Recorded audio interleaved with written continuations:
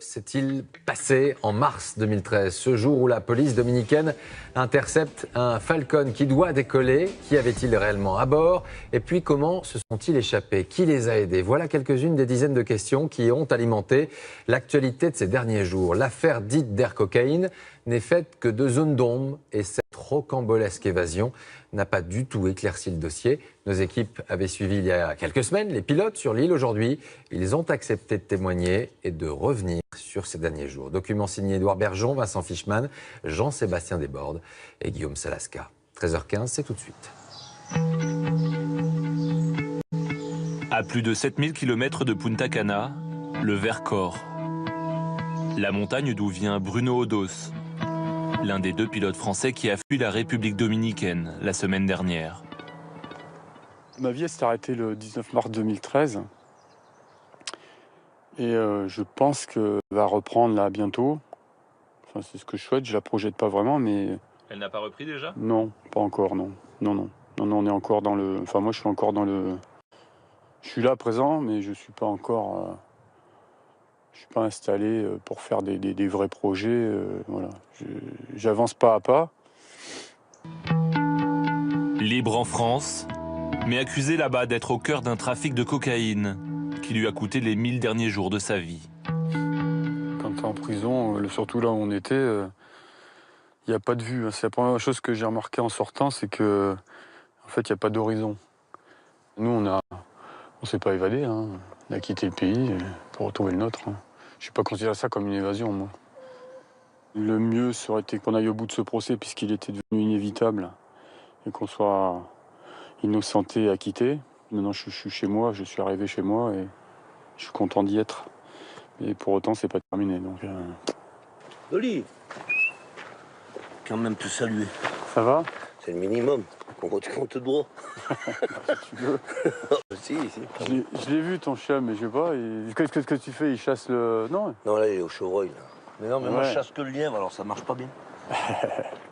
La population vous a soutenu? Ouais. Il y a eu des manifestations pendant tout ce temps. Ils nous ont soutenus. Ouais.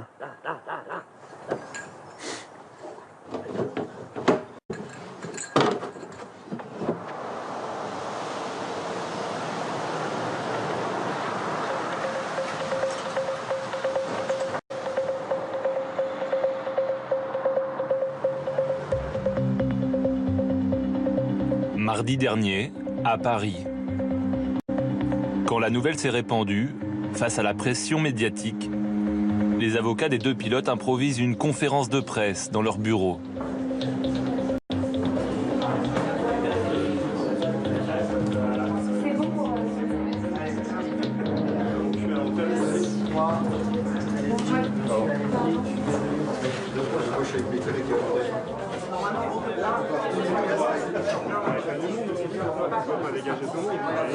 Et reculez un petit peu, et vous allez ici là, vous allez leur laisser 10 cm. Si on recule un peu. Voilà, mettez-vous en place, sinon ils commenceront pas.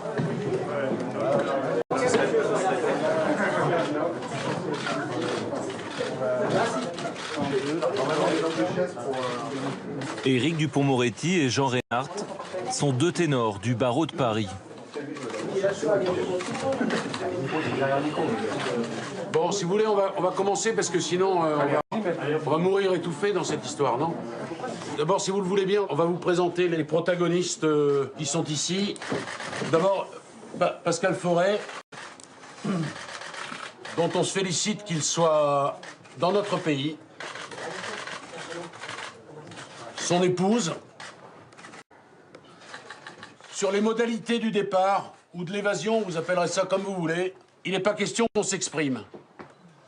Parce que ce départ ou cette évasion, vous imaginez qu'elle n'a pas été faite seule, qu'il y a des gens qui se sont impliqués. Je dirais simplement qu'en France, elle ne constitue absolument pas une infraction. Ils ont eu raison de partir parce que cette procédure est truffée de choses qui nous laissent envisager que cette procédure n'est pas une procédure équitable. Je vais vous donner un seul exemple. Jamais personne n'a vu les produits stupéfiants. 20 ans en République dominicaine, c'est extrêmement long. Ils ont pris la fuite, ils sont partis et permettez-moi de vous dire qu'ils ont bien fait de le faire. Monsieur Fouret, quand est-ce que vous avez pris votre décision et pourquoi vous avez dit que c'était votre unique chance? La décision, je l'ai prise à titre personnel après le verdict du 15 août. À partir du moment où on a affaire à une justice qui ne fait pas d'enquête, qui ne nous écoute pas et qui nous condamne à 20 ans pour la seule raison qu'on est français, je suis désolé, mais mon réflexe, moi, c'est de rentrer dans mon pays où pourrais m'exprimer devant une justice, clore cette affaire et essayer de reprendre un cours de vie tranquille, normal comme j'avais auparavant, avant que cette catastrophe me tombe sur la tête, à moi, à ma famille et à tout le monde. On va se arrêter là, je vous souhaite une bonne journée. Merci. L'affaire a commencé il y a 31 mois, avec une opération spectaculaire. Le 19 mars 2013, la police antidrogue de la République dominicaine intercepte ce Falcon 50 sur le tarmac de Punta Cana. Il contiendra près de 700 kilos de cocaïne dans 26 valises. Les deux pilotes, l'organisateur du vol et le passager, sont arrêtés, puis incarcérés.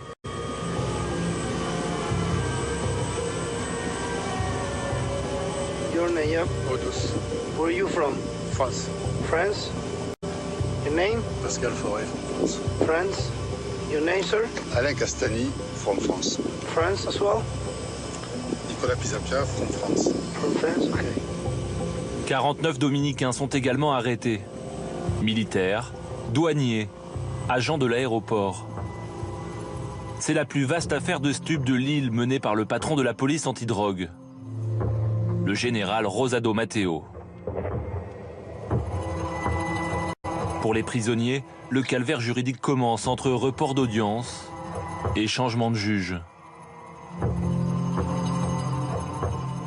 Cette audience, elle aurait dû se tenir en septembre.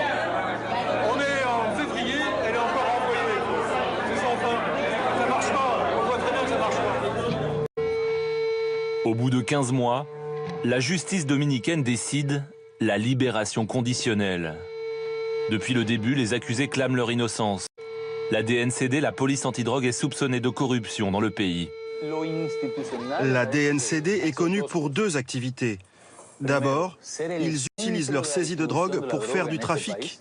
Et ensuite, ils placent de la drogue sur les gens. Tout le monde est au courant. Le cœur du trafic ici, c'est la Direction nationale de lutte contre la drogue. C'est pour ça que les accusés sont condamnés avant d'arriver au tribunal. Parce qu'au tribunal, les preuves tombent, tout simplement, car elles n'existent pas. Les pilotes français étaient là au mauvais moment et au mauvais endroit.